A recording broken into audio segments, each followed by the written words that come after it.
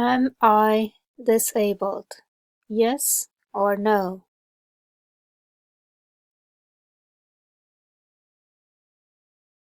There was a very good video by Dr. Linda Buchan about the myth of empathy. I think this is also an issue with disability. When people assume that you can do things that are actually very difficult for you. I think the biggest myth around empathy is that actually there's very much of it in the world, full stop. So that's where the sort of starting point I'm coming from, that people who think they're empathic invariably are probably not. So I'm starting from the stance that there is very little real empathy in the world. So the word empathy is empathia, and there are lots and lots of definitions out there. One definition is that we shared was the ability to share someone else's feelings or experiences by imagining what it would be like to be in that person's situation. To sort of unpick that, it could be defined as the ability to sense others, so sense others' emotional world, the circumstances they find themselves in, and then trying to relate to that. Sometimes people talk about it as putting yourself in somebody else's shoes and seeing the world from their viewpoint. So immediately we run into issues with autistic thinkers, because quite rightly autistic people unpick that and say, well, sense, what does that mean? Which senses are involved? How do we sense others? So is that smell, is that touch, is that taste? Then there's expressions like putting yourself in someone else's shoes, see it from where they're standing. And there can be a literalness that can be taken from this, which makes the idea of empathy and the practice of it even more confusing. We also never talk about neurotypicals' ability to empathise with autistic individuals. We always put the weight of empathising on the autistic individual. And I suppose what Sarah was definitely trying to do was to throw that up in the air and say, can neurotypical people ever truly empathise with autistic people?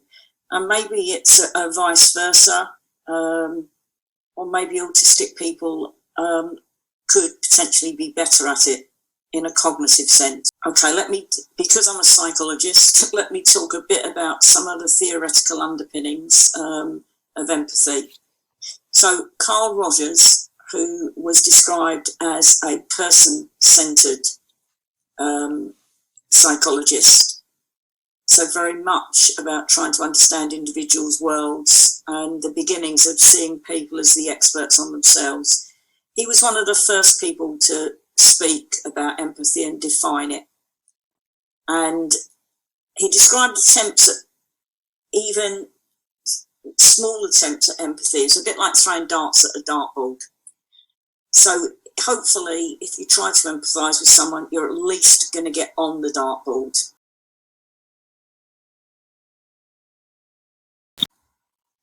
Where it is, from a psychologist's point of view, when you hit the bullseye, if I can use that analogy, if that makes any sense to people, perhaps try and use whichever analogy makes sense to you.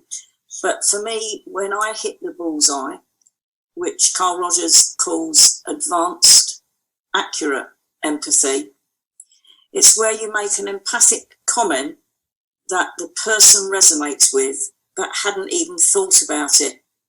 So I'm trying to think of how to explain that a bit better. So sometimes where I might have said, it seems to me that you're really angry with that person.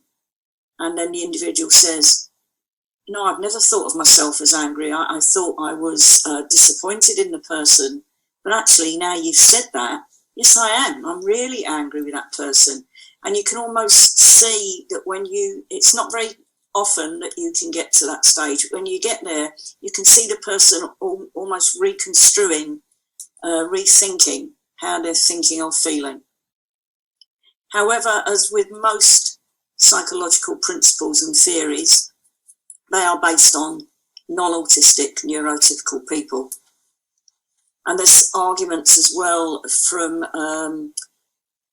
other viewpoints that a lot of the common psychological theories and psychologists come from a very white Western perspective as well. So you could argue that a lot of minority views and ways of seeing the world are in some ways excluded from a lot of psychological perspectives.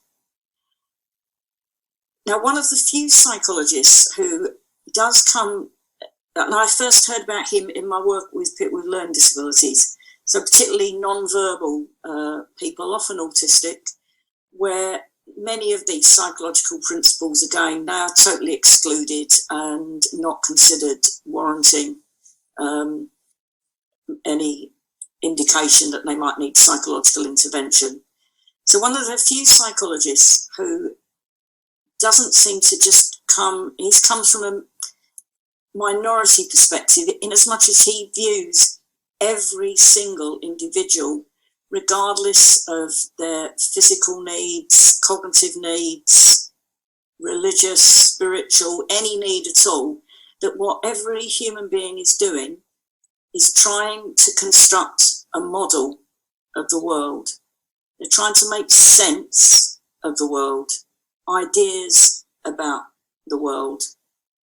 Now, from my experience, autistic people are constantly doing this. They're constantly trying to make sense of a world that is confusing, frightening. Just when they think they've got an understanding of it, the construct shift again.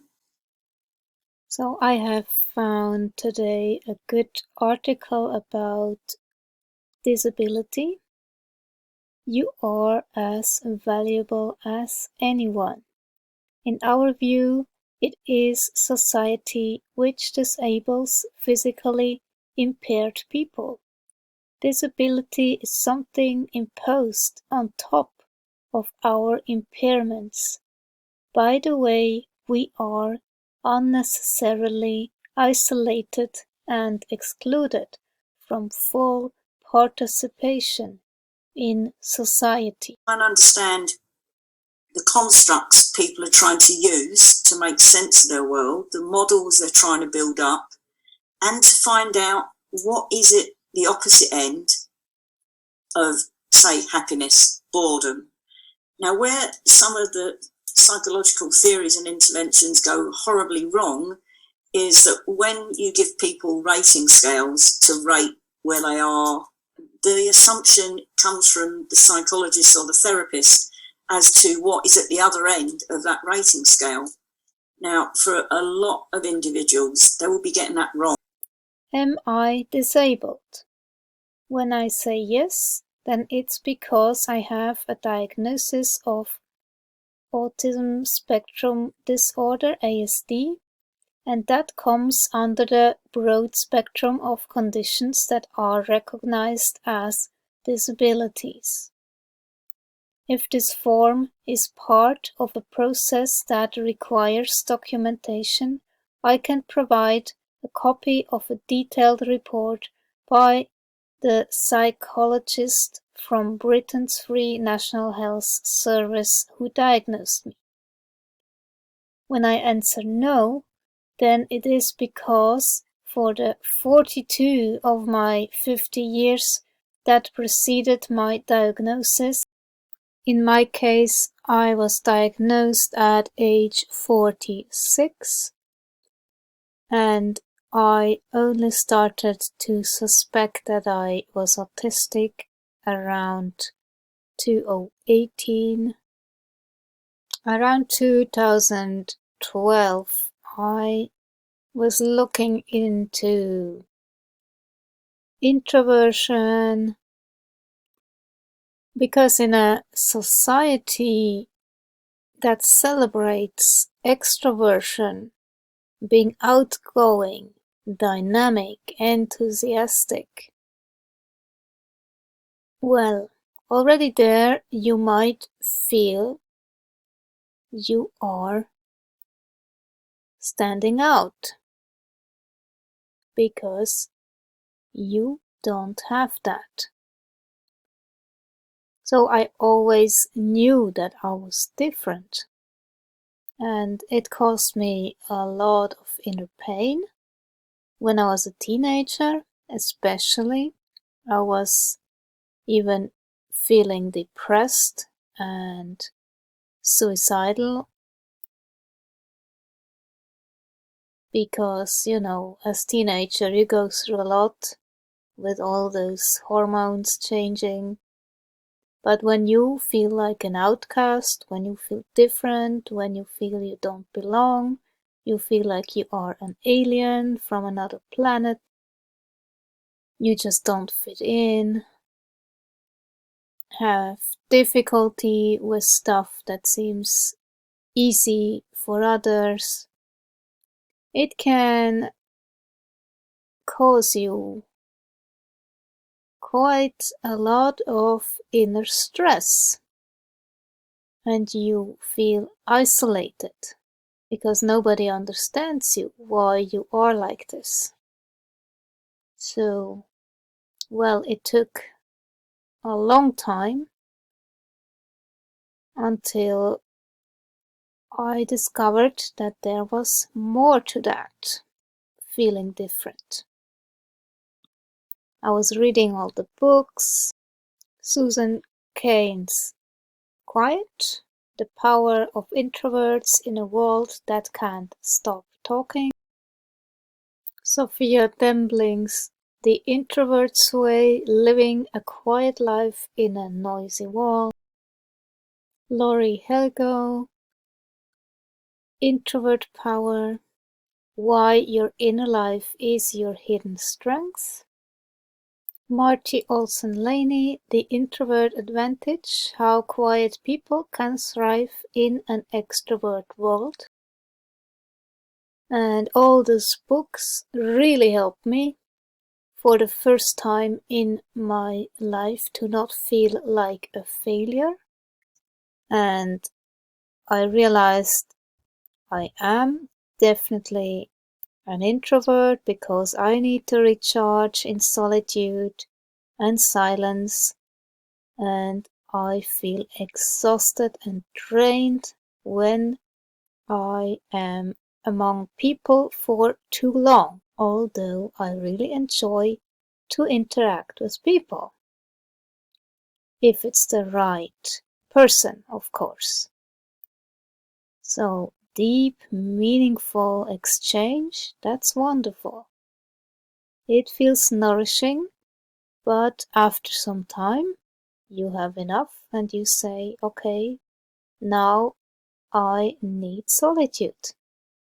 That's the introvert, but that's also the autistic. And it took another 2 years until I got a diagnosis. And this is called the lost generation, growing up with autism before the so-called epidemic. I was, as far as I knew, non-disabled, and it's hard to shed such a well-established assumption about myself. For most of my life, I have been used to thinking of disabled people in the mainstream way, that is, in the third person. Like many autistic people, particularly those who, like me, have gone through most of our lives knowing that we were different, but not knowing why. I have absorbed the lesson that it is safer to pass if one possibly can, and I've grown accustomed to putting in a great deal of exhausting effort in order to do so, with the result that if I disclose my autism, I'm often met with comments such as, "I would never have known, but you don't look autistic. But you make eye contact. But I don't find you hard to get on with. But you're nothing like my son, sister, cousin, client, pupils, etc." This last one even comes from therapists who say they work with autistics.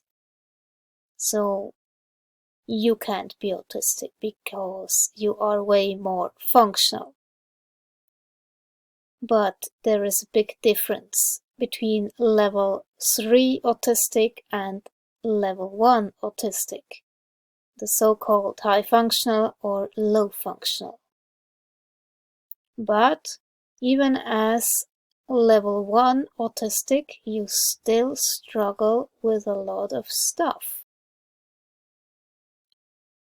Even as level 1 autistic,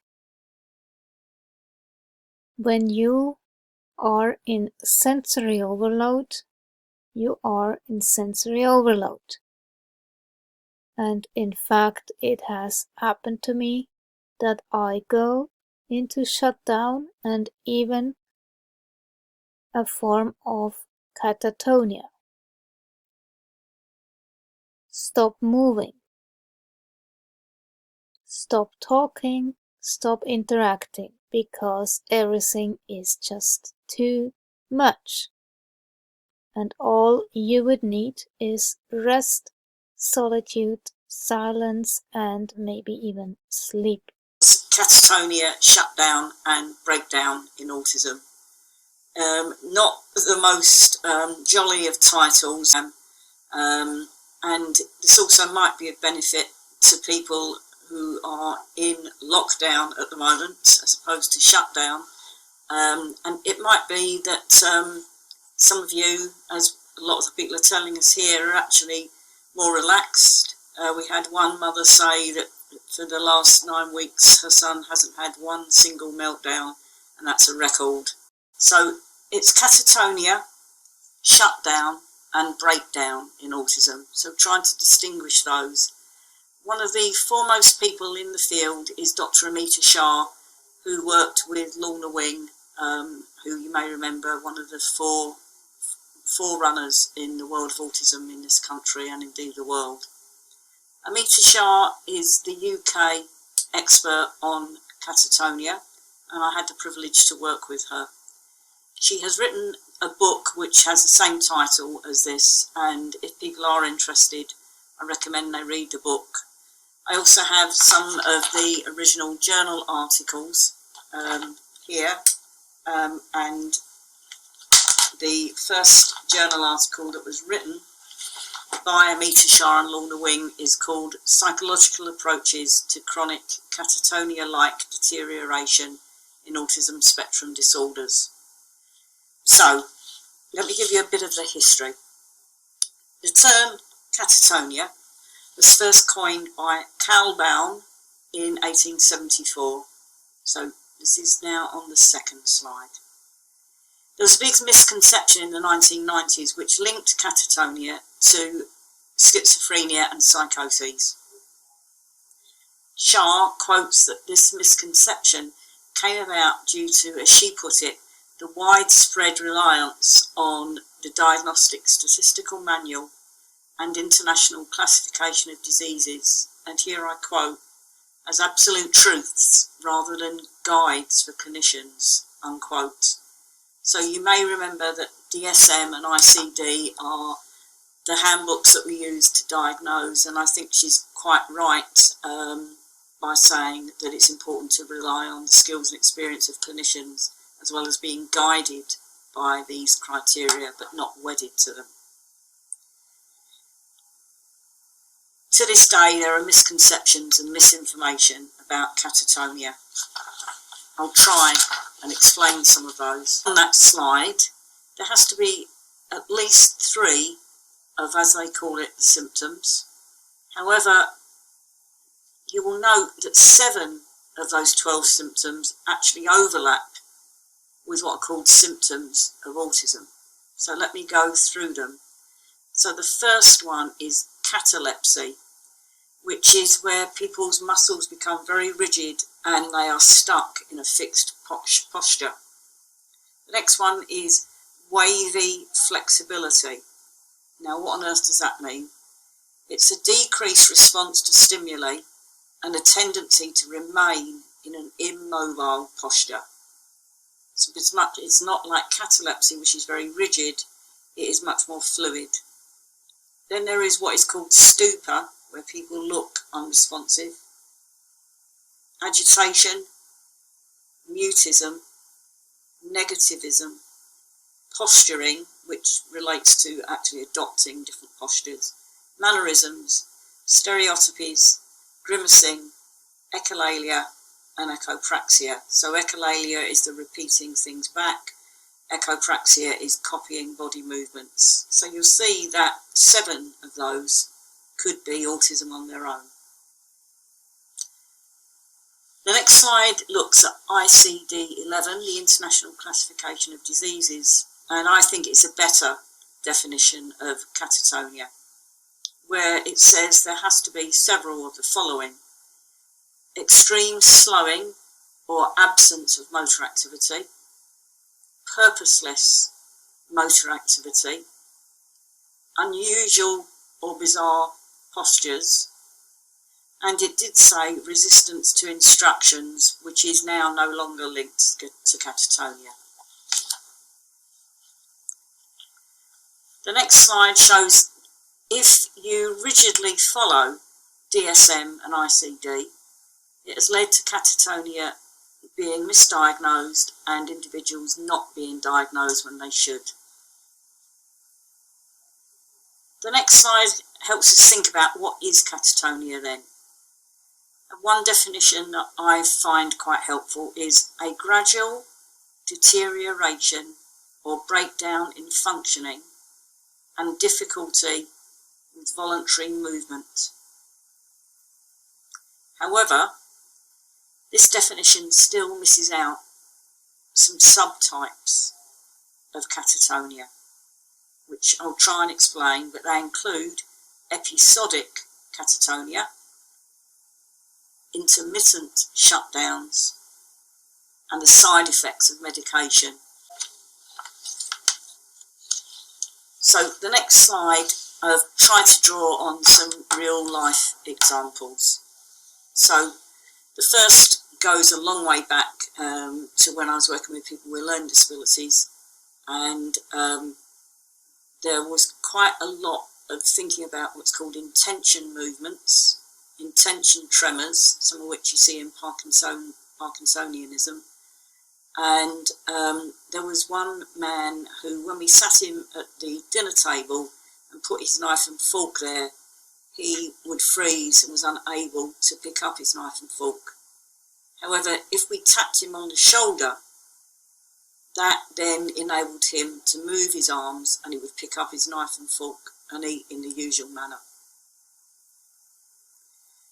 The second person I worked with and had the privilege of working jointly with Amita Shah was a young man who had had a successful university career for the first year of his life. In the second year, it all became very difficult for him, and he had what a lot of us might call shutdowns or meltdowns. However, he was then treated with major medication, which led to him going completely catatonic to the extent that he could no longer feed, drink. He was in a wheelchair and virtually immobile. I won't go into very much more detail than this because it would be quite easy to identify the individual, but suffice it to say he has recovered from a number of those particular conditions. The final person was a person I met more recently who on his good days was quite a bubbly individual. I diagnosed him with autism. He had a good job, he had a partner, and with people who shared his interests, had a rich social life. However, this was in contrast to some days when he was unable to get out of bed and physically unable to get out of bed, and his partner needed to do almost everything for him.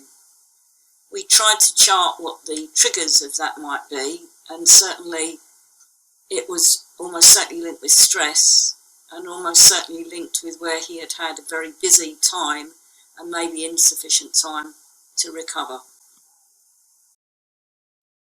So you see, in the absence of stress,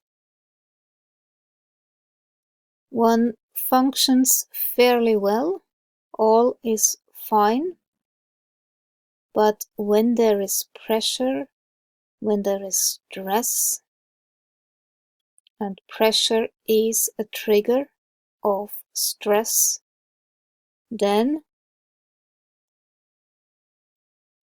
I, for example, fall apart, really. And that's where I feel disabled. Stress, to me, is disabling on a mental level, on an emotional level, as well as on a physical level. Because when I get overly stressed, I also get physical pain, migraines, impaired cognitive thinking, brain fog. I get extremely anxious.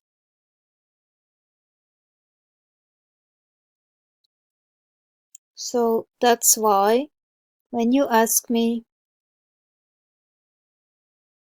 are you disabled? I answer yes. For example, this one was shared in the mast cell disorder support group.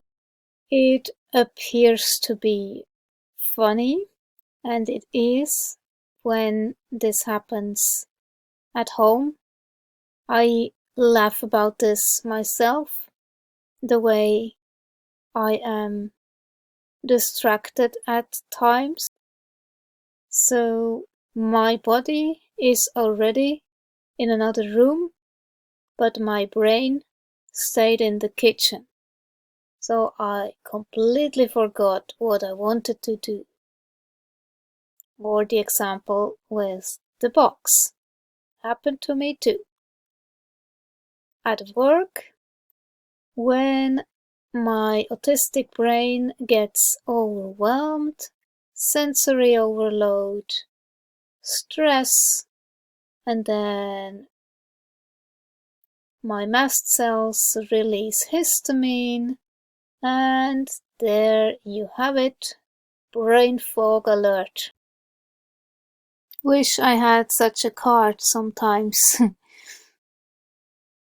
I mean, I do everything I can to get less stressed out, but especially at work, sometimes you cannot prevent that brain fogged state.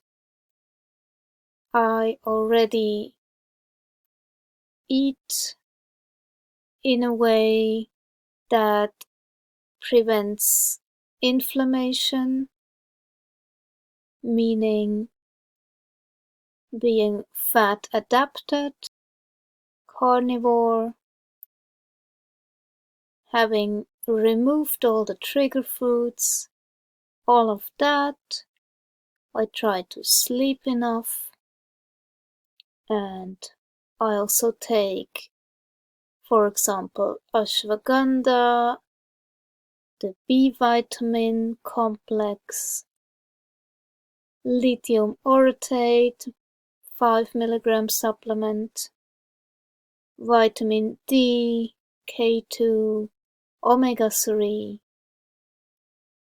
All of those help the brain. Those are nootropics. But because of the histamine issue, as well as my autism, I can still get brain fogged when I am stressed and my body feels overwhelmed and needs a rest and solitude and silence but cannot get away. So then this happens. When this happens, I get forgetful, I am distracted.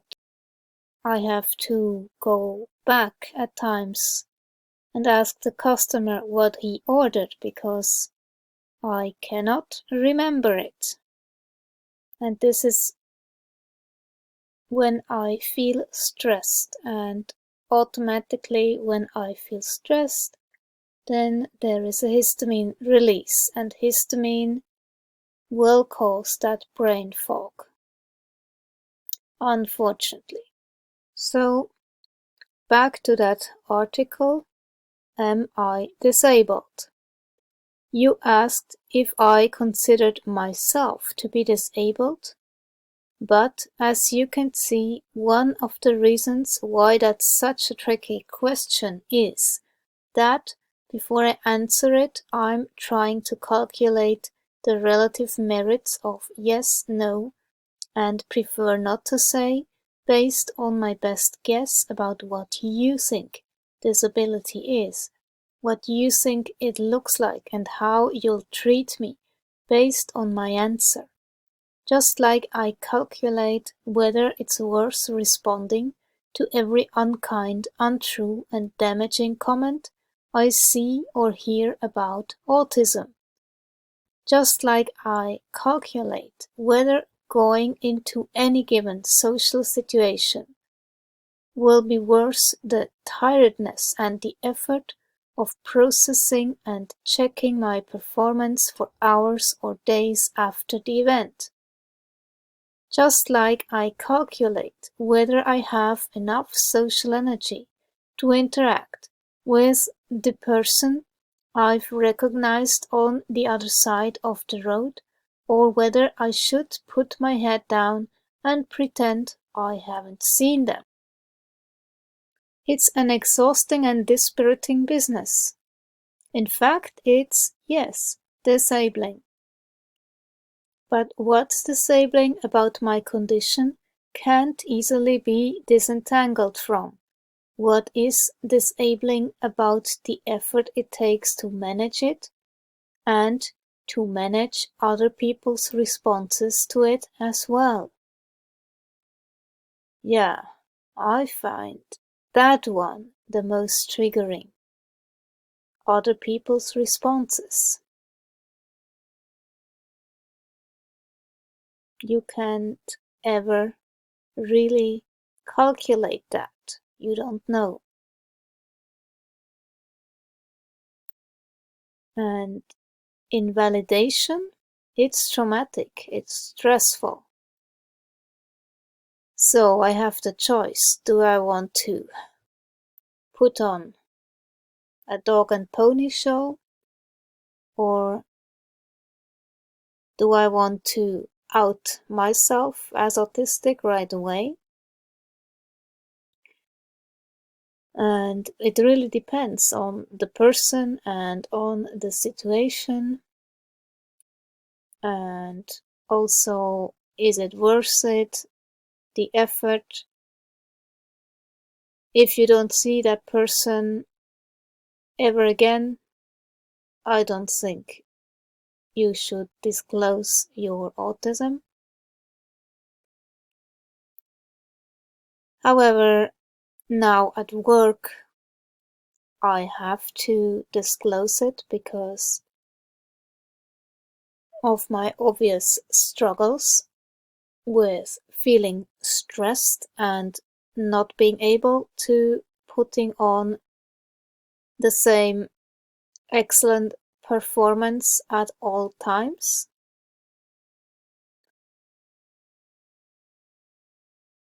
So yeah, it depends.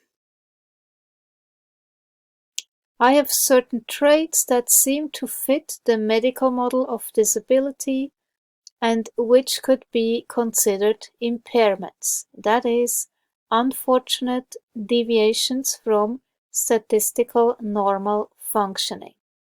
For example, the fact that spoken words sometimes fail me, written ones don't, which is why I became a writer.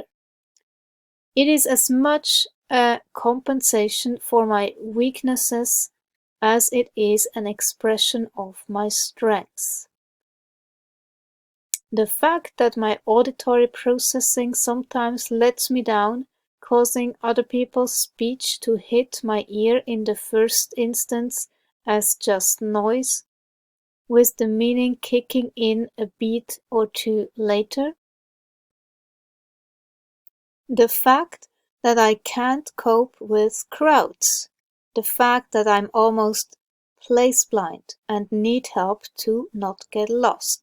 The fact that I experience problems with executive functioning, which don't affect my writing, but make it very hard for me to sit down and initiate a writing session, or make myself lunch, or get myself out of bed, or into the shower.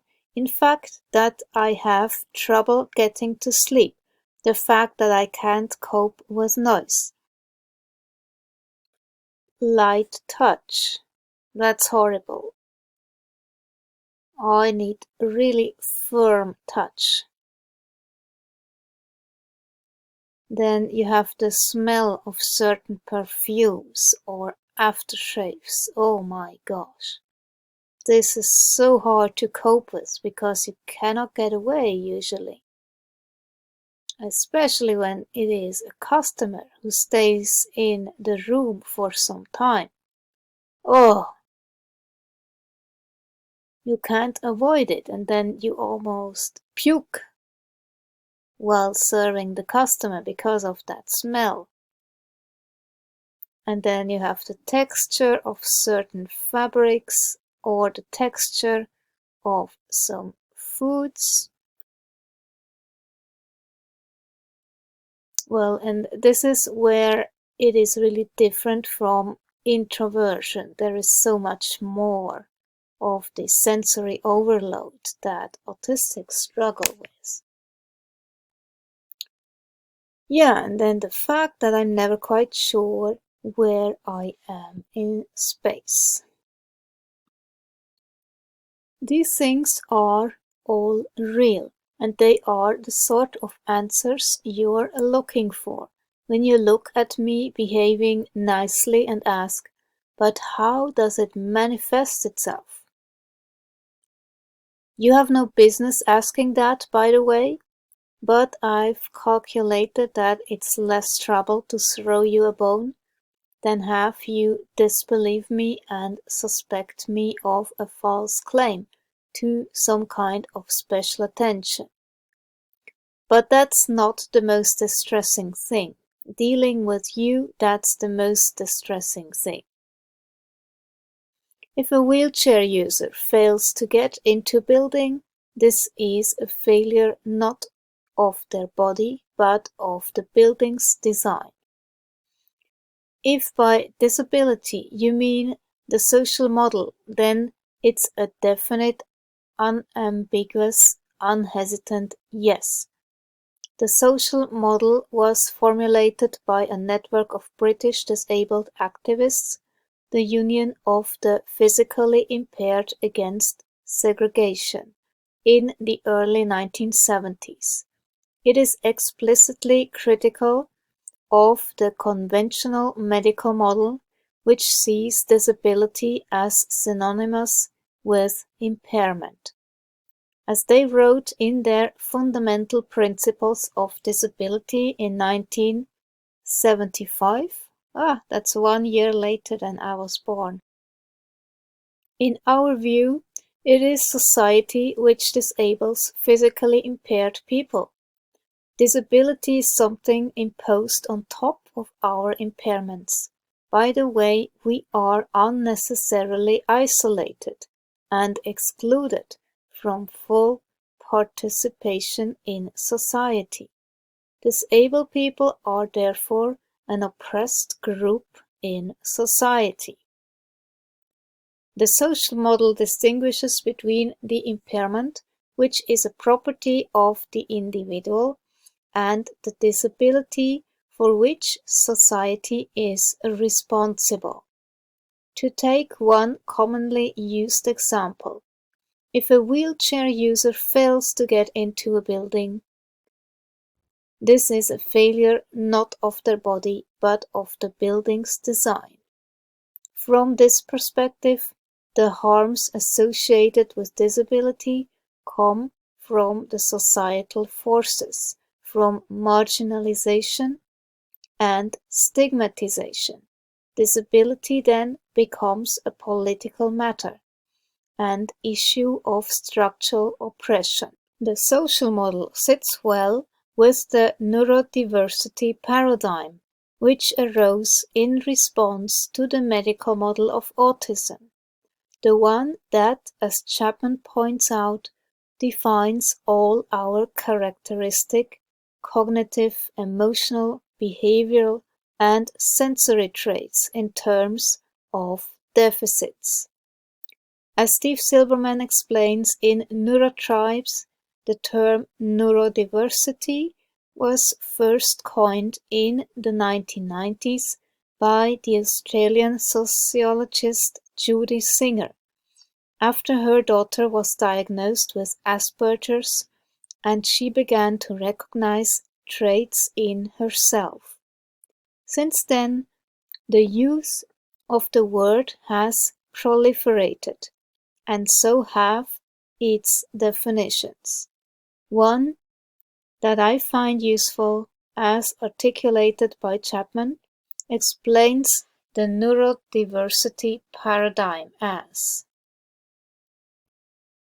the theoretical and ideological shift towards reframing those who fall outside neurocognitive norms as neurominorities, marginalized by a neuronormative organization of society in favor of the neurotypical rather than as a matter of individual medical pathology.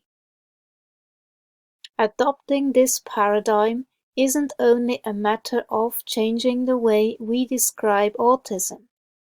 The pathologizing of autistic traits has serious real-world consequences. Sarah Cassidy, a psychologist now at the University of Nottingham, writing for the UK National Autistic Society, draws attention to recent studies that have found alarmingly high rates of suicidal ideation and attempted suicide among autistic adults.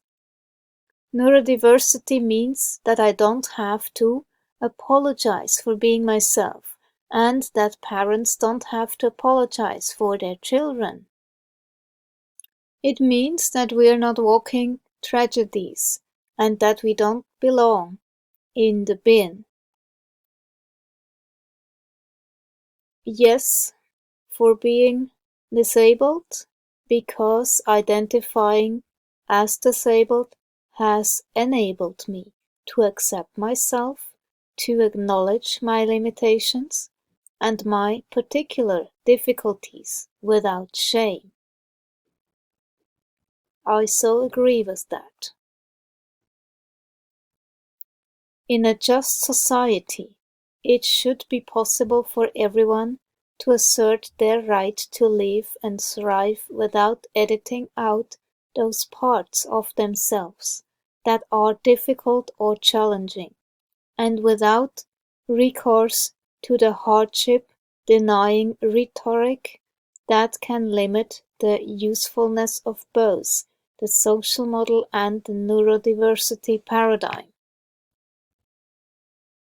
Chapman has extended the value-neutral model of physical disability proposed by the feminist philosopher Elizabeth Barnes and applied it to cognitive disabilities, distinguishing between local and global well-being, where local refers to well-being in some specific sense and specific time, and global refers to wellness on the whole. While it is undeniable that there are aspects of both physical and cognitive disability that can affect local well-being, Chapman notes that Barnes is keen to point out that there is also a great deal of empirical research to indicate that physical disability precisely does not tend to make global well-being worse, even though stigma and marginalization do. There is a great book out there about exactly that topic: Trauma, Stigma, and Autism. Moving beyond the traumatizing impact of stigma for people with autism. The same could be said for intellectual disability and for autism. Yes, because now I understand that it is stigma and marginalization that threaten my well-being. I can use that full self-acceptance as the basis for positive action and begins to strive for proper accommodations, self-respect, and dignity. Not only for me as an individual, but also as member of a minority group. At 15% globally, a large and significant one. It's about claiming visibility as a disabled person in a world where, as the disability activist Sandy Ho writes, the erasure of disabled people is one of the most common international crimes against humanity. To counter this erasure, to counter the reduction of a huge, diverse, and creative community to a two-dimensional painted symbol, disabled people continue to reach across the boundaries of the separate spaces that our different diagnoses place us in, and work together. In this short space, I've been able to reference only a tiny proportion of the disabled writers, scholars, and activists whose work and visible presence in journalism, on social media, have helped me to find my place in the world and understand the work I need to do in it. I've come to understand that when I pass as non-disabled, when I say no, the best that I can hope to be is an inferior version of an ideal of normality that allows only for the narrowest range of body types, cognitive styles, and life trajectories, that equates the worth of a person with her economic productivity, that fetishes independence and disavows our connection to each other, and that seeks to discriminate arbitrarily between those who are allowed their full humanity and those who are denied it. So to return to your initial question, do you consider yourself to be a disabled person? It is yes. Feeling disabled in a society that will judge you for being different. When you feel completely misunderstood, then you feel disabled. It's the perception of others in not seeing you that is disabling. Because how has it come about that people have concluded autistic people don't have empathy? I think historically, and still now, sadly, their autism has been surrounded by negative perceptions, negative theories. If you think of the original work by Kanner, you know, the children were described as cold and aloof. And the theories that we currently use, there are 3 theories, and at Axia we try and turn those on their head, and we mean that. But the negative theories are lack of theory of mind, dis-executive functioning, and lack of central coherence.